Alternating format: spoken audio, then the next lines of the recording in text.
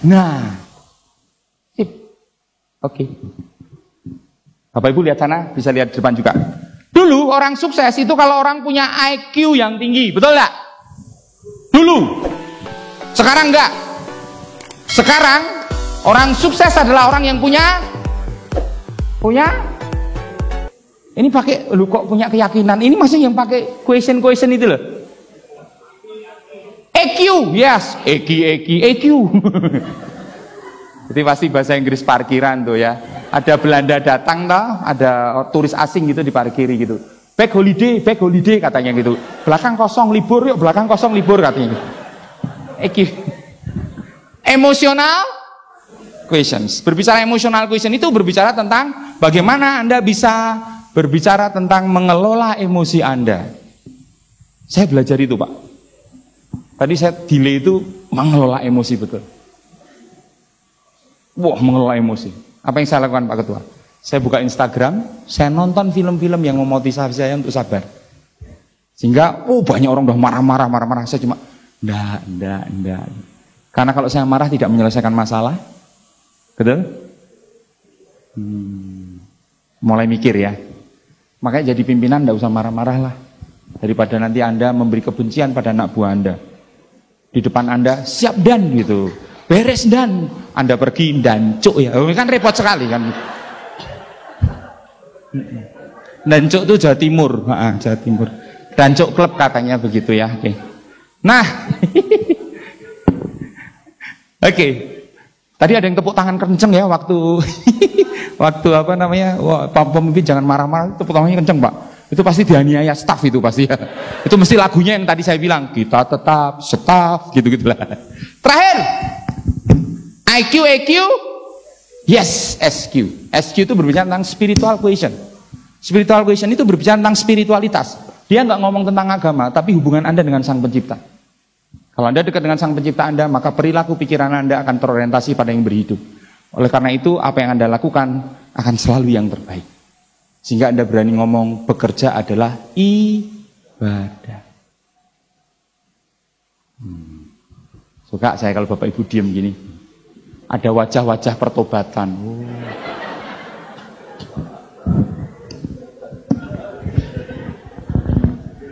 Karena saya tahulah di setan itu kan, betul ya, tantangannya kan luar biasa, atau betul tidak Bapak Saudara? Anda harus melayani bukan pimpinan saja, tetapi 50 anggota dewan, betul tidak? Dengan perilaku yang berbeda-beda. Kalau Anda nggak punya prinsip, selesai hidup Anda. Senang saya kalau diam gini. Ibu jangan makan terus, dengerin saya, makan terus saja malahan. Iya dari tadi itu wah. Ibu ini, saya ngasih seminar kok malah makan. Nah, Ibu dari mana? Mohon maaf. Banjar, Jawa Barat. Oke. Oh tetanggaan sama Bogor ya. Cocoklah teri sama teri, ketemu bisa cocok itu. Nah, kuncinya di sini Bapak Ibu Saudara. ESQ kalau digabung, betul ya?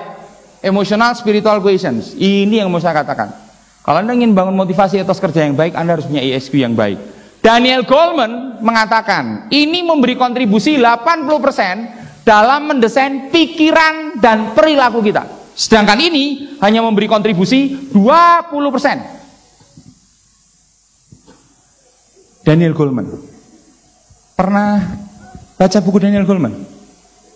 Buku terakhir yang Bapak Ibu baca buku apa? RKA, terima kasih, itu bukan buku.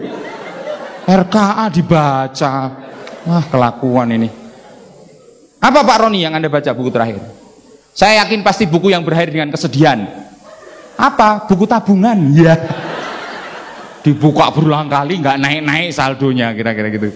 Jadi Pak Bu, kuncinya satu nih, kalau Anda ingin jadi satu pribadi yang lebih baik, memiliki motivasi etos kerja untuk memberikan pelayanan pada teman-teman dewan, Anda harus mengatur pikiran dan perilaku Anda. Sehingga Anda akan punya karakter yang luar biasa. Sepakat? Ini diam gini apa? Karena karakternya sudah terbentuk susah ya? Enggak lah, saya yakin pasti bisa lah. Betul ya? Bapak Ibu pasti akan memberi yang terbaik pada bangsa dan negara kita. Keren. Mari berjuang demi bangsa kita. Jangan berjuang demi bangsaku. Repot nanti. Saya ulangi ya. Berjuang demi bangsa kita. Jangan berjuang demi bangsaku. Pimpinan-pimpinan dengarkan baik-baik. Tunjangan Anda itu sebagian adalah hak atau milik bawahan Anda. Sepakat? Nah, yang sepakatnya kenceng staf itu kelihatan sekali ya. Oke. Yang diem gini, wah pimpinan ini kira-kira gitu. Karena saya mau ngomong ini salah satu pikiran perilakunya. Karena gini, kalau pemimpinnya bagus, maka semuanya akan baik. Saya sepakat dengan Bu Susi yang mengatakan, Susi Pujiastuti ngomong gini loh, ikan busuk mulai dari kepala. Kalau pimpinannya oke, pasti semuanya oke kok. Perilakunya bagus, pemikirannya bagus, semuanya oke kok. Sepakat ya? Ingat, tunjangan Anda pimpinan sebagian adalah hak anak buah Anda. Sehingga kalau ada anak buahnya lagi lembur ya, ya urusanmu ya, bapak pulang dulu ya, katanya gitu. Enggak lah, harusnya Anda akan ngomong, nih buat beli nasi goreng, gitu. Kasih berapa? 5.000 lah cukup ya. Ada hak orang lain, ada hak orang lain. Sepakat Bapak Saudara? Ya. Pikiran perilaku perlu kita dorong menjadi sesuatu yang positif di dalam diri kita. Ya. Yuk kembali ke materi. Mental antusias. Mental antusias. Untuk mengubah perilaku. Ada dua karakter orang, ya, ada dua karakter orang. Orang-orang yang biasa menjadikan target itu sebagai sesuatu yang melelahkan. Ngapain sih kita harus berubah dengan target-target yang ada? Tetapi kalau orang luar biasa menjadikan target sesuatu yang menggairahkan. Anda bergairah enggak hari ini? Bergairah. Ibu, oh bergairah. Bapak bergairah atau birahi? Dua hal yang berbeda loh Pak ya. Lihat saya bergairah. Saya udah punya istri Bu, mohon maaf. Dan ibu bukan selera saya ya. Karena ibu sudah dimiliki Pak Roni, jadi repot lagi kan gitu. Dan keputusan untuk melakukan perubahan itu ada di dalam diri kita. Makanya filosofinya simpel. Lahir sendiri-sendiri tidak rombongan, betul nggak? Ada yang orang lahir rombongan? Nggak ada. Kalau kembar pun jalannya itu Bu, nggak ada jalan yang lain. Selalu lewat depan. Yang lewat belakang hanya bapaknya saja. Ya, yang bukan. Yang ketawanya kenceng pasti milih lele itu, lihat aja tuh ya. Lahir sendiri-sendiri gak rombongan. Mati juga sendiri-sendiri tidak janjian, betul gak? Ada enggak orang mati janjian? Aku Selasa, kamu Rebo ya, supaya nanti yang melayat beda-beda. Sama halnya dengan sukses. Sukses juga sendiri-sendiri tidak menunggu orang lain. Kalau Anda ingin melakukan perubahan, membangun mental antusias, satu kata kuncinya, keputusan di tangan Anda, bukan di tangan orang lain. Dan jangan jadi pribadi yang menyalahkan orang lain. Sehingga kata-kata bijaknya ini Bapak Ibu Saudara, you are the creator of your own destiny, not somebody else. Ini kok diam gini Ki? Berpikir atau nggak jelas kata-kata ini? Dilihat dari loh, dari Bapak Ibu gini loh. Gitu. Saya terangkan bahasa Indonesianya. Anda yang menjadi kreator atas destiny Anda, nasib Anda, bukan orang lain. Dan jangan pernah menyalahkan orang lain. Satu pribadi yang harus Anda bangun menjadi pribadi yang baik. Karena begitu Anda menyalahkan orang lain, semua yang Anda kerjakan itu selalu orientasinya karena mereka. Kalau Anda ingin berkata setelah melalui sesi saya ini pulang, langsung ngomong gini. Mulai sekarang jadi yang benar. SPPD 3 hari. Mulai kan. Lah kalau misalnya SPPD 5 hari, kegiatannya hanya 3 hari, kembalikan yang 2 hari. Keren. Itu yang tepuk tangan kenceng pasti staf Pak. Wah. Tapi kalau pimpinan mikir, wih maneman ya. Sayang gitu. Tapi ini masalah prinsip Bapak Ibu Saudara. Sepakat ya? Ini masalah prinsip. Karena saya ingin nanti Bapak Ibu menjadi Bapak Ibu yang baik. Karena orang baik itu matinya dimudahkan. Percaya nggak Pak Roni? Orang baik matinya dimudahkan. Percaya kan? Nah kalau mau duluan silahkan. Nanti ngomong ke kita lah ya. Change impact. Jadi kembali ke konsep perubahan yang harus kita bangun untuk memiliki mentalitas yang positif dengan ESG yang bagus. First, individual impact. Jadi kalau Anda ingin membangun satu perubahan terhadap institusi Anda, bahkan negara kita ini, harus dimulai dari setiap individu. Individu harus punya keyakinan, setelah acara Astik di Bandung ini, saya akan membuat Setpan menjadi lebih baik melalui diri saya sendiri dulu. Gitu dong. Itu yang tepuk tangannya kenceng bertobat, ya enggak ngapain gitu kan. Ini kan hanya melengkapi SPJ jalan-jalan ke Bandung. Kapan lagi jalan-jalan ke Bandung, nginep di hotel mewah lagi. Weh. Ini salah satu hotel mewah di Bandung loh. Dulu Panhegar. Anda nginep di sini juga? Keren. Anduknya jangan dibawa pulang ya Bu ya, jangan dibawa pulang anduknya Bu. Kayaknya ibu pengalaman dah lah ya. Kayaknya ibu seneng banget ya anduknya katanya gitu.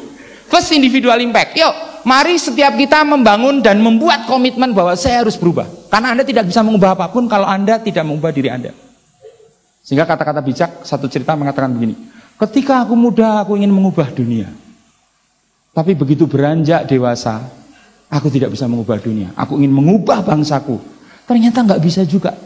Sehingga menjelang hari tuanya, dia ngomong gini, oke lah aku akan mulai dengan keluargaku.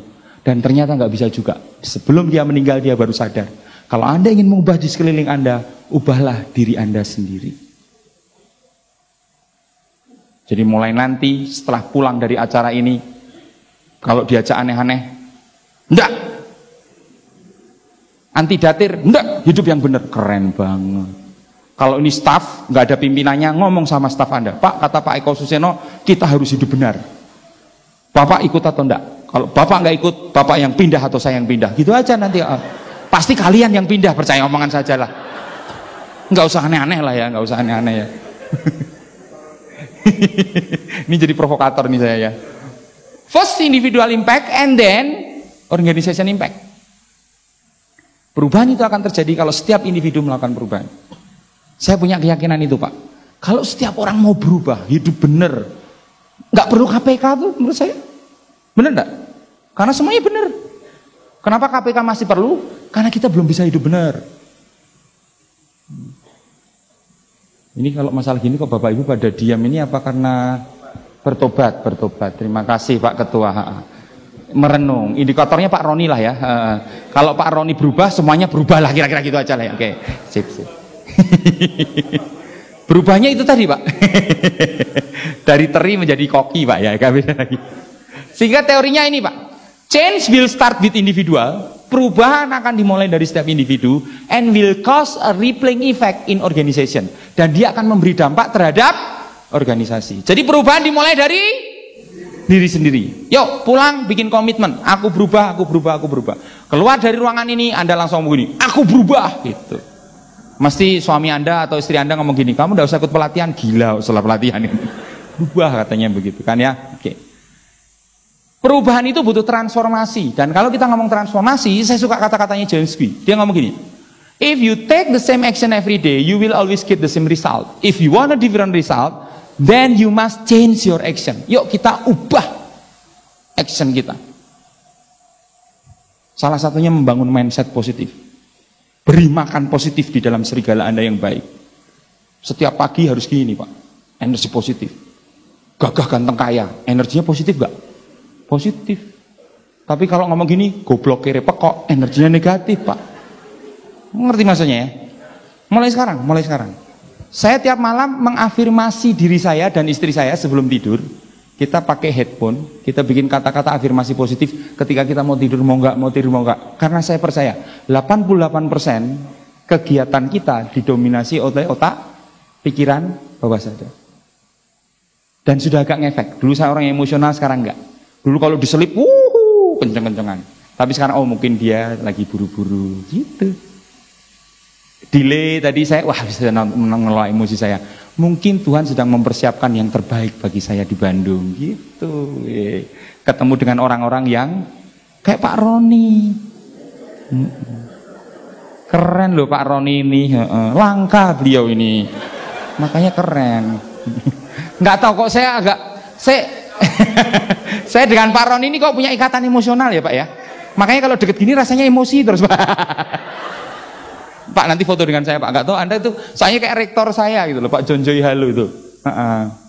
Agak cerdas rektor itu Pak. Saya lihat Bapak juga cerdas pasti. Orang yang botak di depan itu orang yang cerdas. Botak di belakang orang yang suka mikir. Sialnya kalau botak dua-duanya. Dia pikir dia cerdas padahal enggak, hati-hati makanya satu saja kalau botak. Loh Pak Buku kok pegang nama?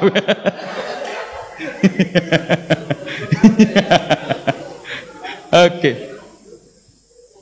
Kan ini penelitian di Harvard University. Kalau Anda mau sukses, berhasil, Anda harus menggabungkan hard skill dan soft skill. Cuman yang dominan adalah soft skill, bukan hard skill. Soft skill itu berbicara tentang attitude, karakter, perilaku. Makanya jangan salah. Banyak orang-orang yang nggak begitu pintar, tapi dia sukses karena dia punya soft skill. Bapak Ibu mungkin pernah lihat ada seorang cewek itu, dia punya saham jalan tol yang luar biasa, walaupun dia nggak bisa bikin jalan tol. Karena cerdas. Ya. Anda mungkin lihat Bapak Ibu Bupati, Bapak Ibu Saudara itu kayaknya nggak begitu pintar ya, tapi mungkin dia punya soft skill yang bagus. Sepakat ya? Mulai sekarang jangan hard skill saja, tapi soft skill. Makanya acara ini saya apresiasi, karena materinya ada hard skill dan soft skill. Saya yang bagian soft skill. Sehingga ini yang paling penting dari semua mata acara yang lain. Loh bener Pak, karena soft skill tadi. Sehingga Bapak Ibu masih bertahan. 80% coy gitu. 80%. Sehingga nanti keluar ruangan berubah. Langsung ditanya sama istri suaminya. Kemarin di Bandung dapat apa? Enggak tahu, pembicaranya bagus kok, lucu pekok katanya gitu kan, repot lagi kan. Bangun etos kerja mulai sekarang. Kayak tadi motivasi, spirisme dan etos kerja untuk melaksanakan trifungsi tadi. Etos kerja itu apa sih Bapak Ibu Saudara? By definisi. Mari Pak, ini kayaknya yang Ambon dulu jadi moderator saya ya. Betul ya? Betul saya ingat Pak, yang waktu di Palembang ya. Sudah beli kaos kaki, waktu itu kan nggak ada kaos kakinya kan. Saya masih ingat waktu di Palembang. Waktu di Palembang saya ingat betul ya. Oke.